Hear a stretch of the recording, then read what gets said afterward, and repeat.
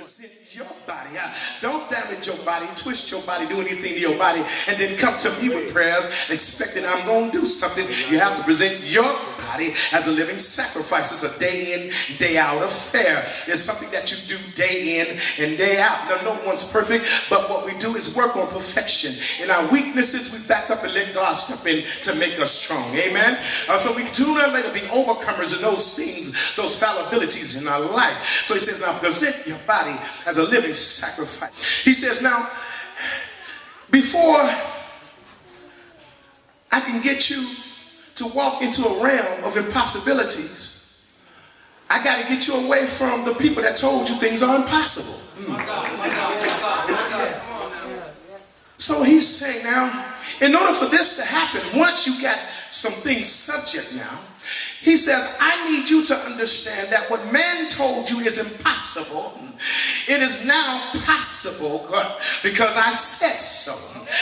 He wants us to understand now, the only way you can get to the realm of impossibilities working in your life is to allow whoever told you that you can't to dissolve from your mindset. You can't take world ideology and bring it into biblical ideology. It don't mix, it's all in water. So I need for you to understand something.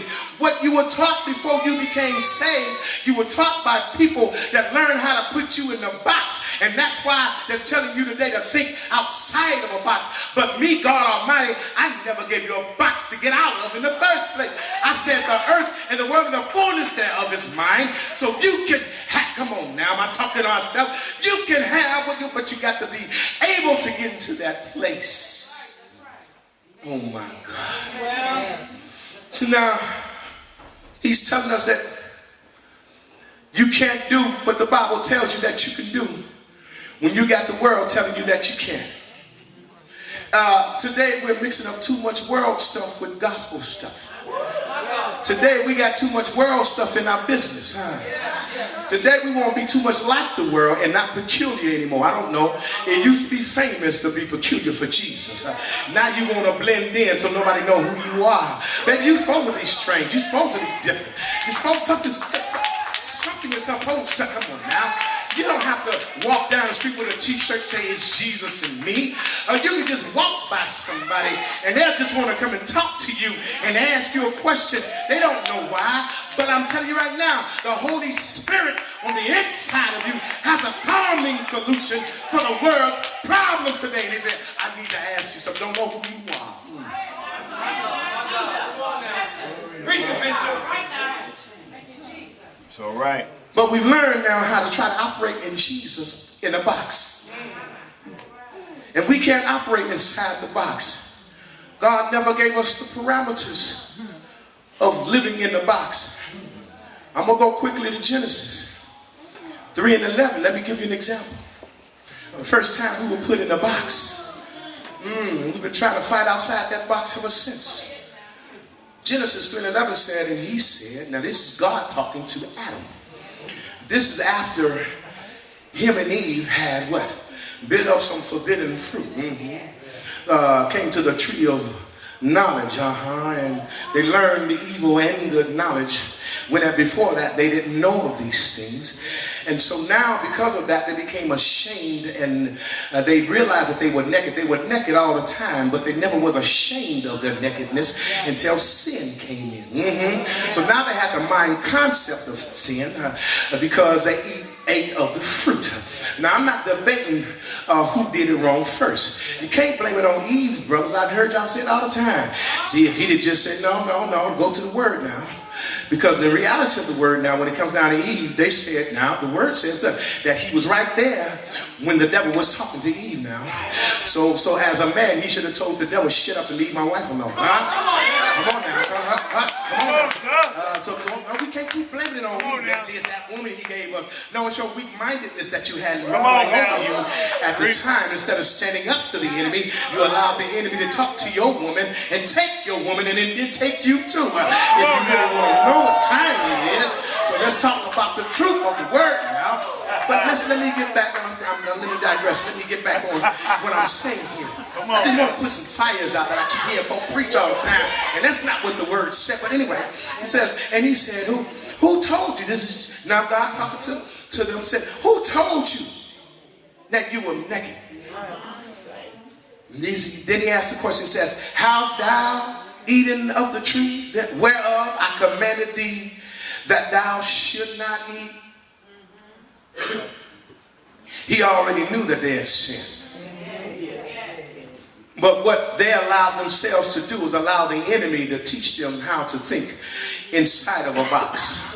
See, before that, Adam, come on now, he gave you ruler over what? All the things on the earth, all the things in the earth, all the fowls in the sky. He gave him rule over everything. Follow me now. Follow me. He had rule over everything. But then he messed around and he ate something that put him in a box. He no longer had unlimited authority. He had parameters now around him. Sin had dropped parameters around him now. Come on now, put him in the box. And because of those things now, we are still trying to get outside the box that he put us in. But see, now there's a box now that comes other than just the one that he put us in. We got different types of boxes now. Matthew 9:23-25 says this, and when Jesus came to the ruler's house, now this is Jesus. I want you to walk with me right here. It says, when Jesus came to the ruler's house and saw the minstrel and the people making noise, he said unto them, give place, for the maid is not dead, but sleepeth. And they laughed him to scorn. But when the people were told, put forth, in other words, to get out, he went in and took her by the hand, and the maid arose. Now I want to give you the analogy on what we just read here. This is Jesus. This is God in flesh. Before he would even enter into the house, he listened to unbelievers. And even though he was God in flesh and sovereign in his word, he had to turn around and say, I want the unbelievers out of the house. Why? Because he understands now, and I want you to get this, unbelievers have a way of tainting your faith now. People that don't have your understanding will taint your understanding.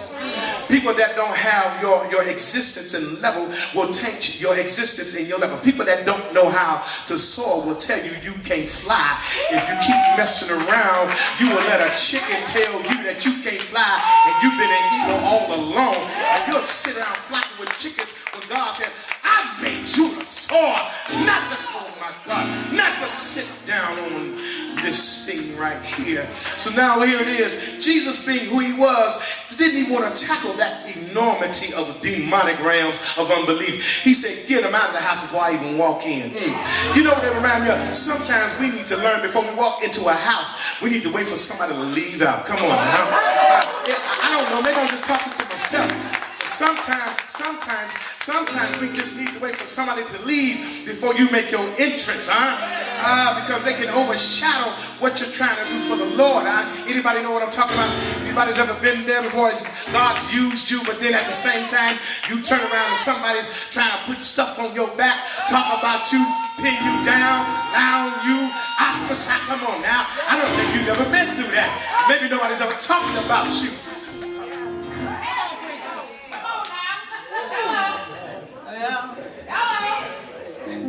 I guess I'm only talking to the folk that's been challenged in their life. Come on now. That's fine with me. So here it is. Jesus said before I even step into the house, Tyrone, I want you to get those unbelievers out of there. Because I don't want my spirit to have to fight all this mess. I know who I am, but I want you out the way. See, sometimes when we're doing something, and sometimes we have to realize something. Sometimes we got to let God tell us truly who our spiritual friends are in adverse to our natural friends. See, sometimes we call up a natural friend and we say, brother, I want you to pray for me. Something has happened. Something has came up on me, and I don't want to get into it. Oh, but the devil is attacking me. And would you keep me up in prayer, my friend? Now, you have lunch with him every day. Y'all talk every day. He said, sure, I will. And what you don't understand is he's a friend, but not a prayer warrior friend. And you went to a friend that you didn't know had a hidden agenda that you found with him as long as you don't rise above him. Come on now. And he don't show his stuff now.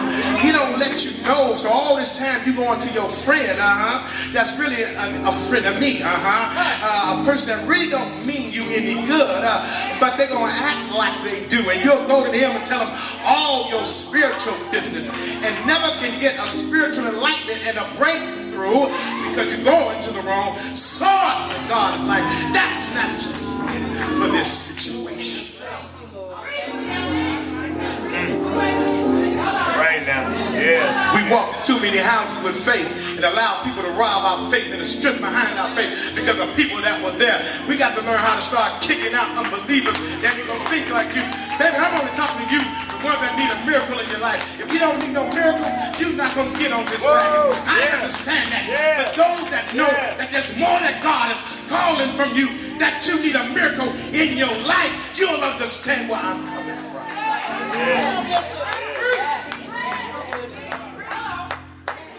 So he sits up here. He has to clean. Now understand, this is God in flesh. Still said before I walk up in there, he could have called the angels, flapped the wing.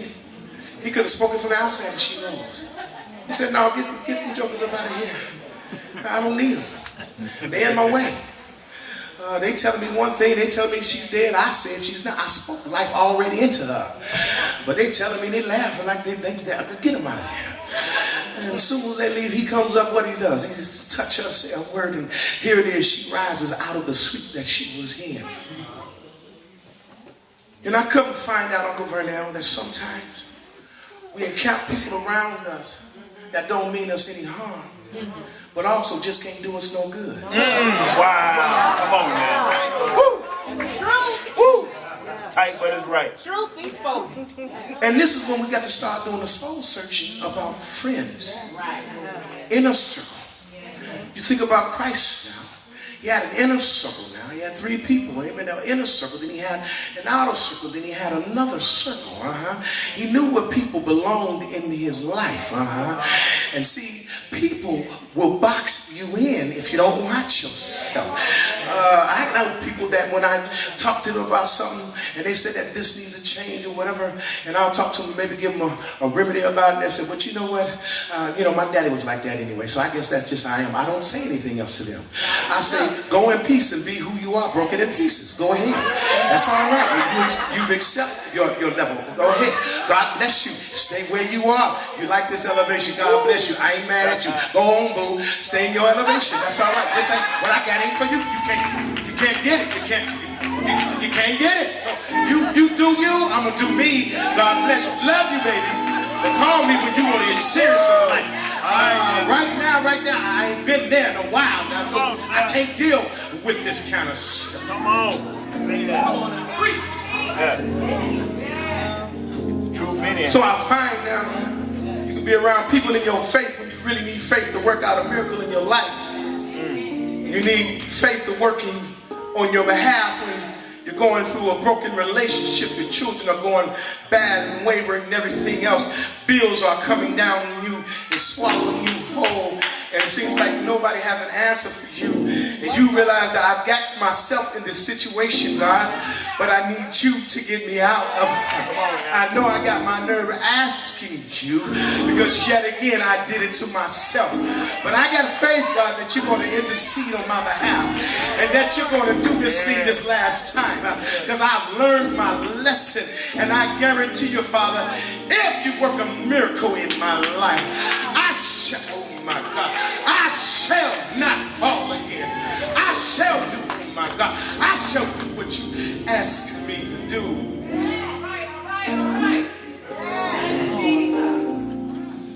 And that's why I know so many people. All right. When miracles will happen in their life and they can't even share with other people. Going through a situation you can't tell anybody. Because they'll take what you said and they'll feed it the wrong way.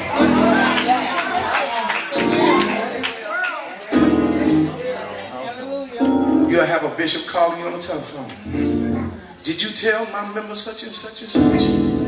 Did you tell them I said such and such? And you have to sit there half hour and let that bishop jump all on you when you didn't say any of it. Just to keep yourself humble. And say, Bishop, I didn't say that. I said nothing like that. But I'm sorry that that's the message that you got. But that's like you have to learn. Come on now. You have to learn. Come on now. You have to learn how to maneuver through situations when the enemy is attacking you. You have to learn now that there's a time to be bold for God and there's a time to be at peace. And you have to learn now navigating these things. You can't let somebody box you in through emotions, right? You can't let that bishop call you and then you turn around and say, let me give you a piece of my mind. God's like, shut your mouth. You only got a piece left. You might want to keep what you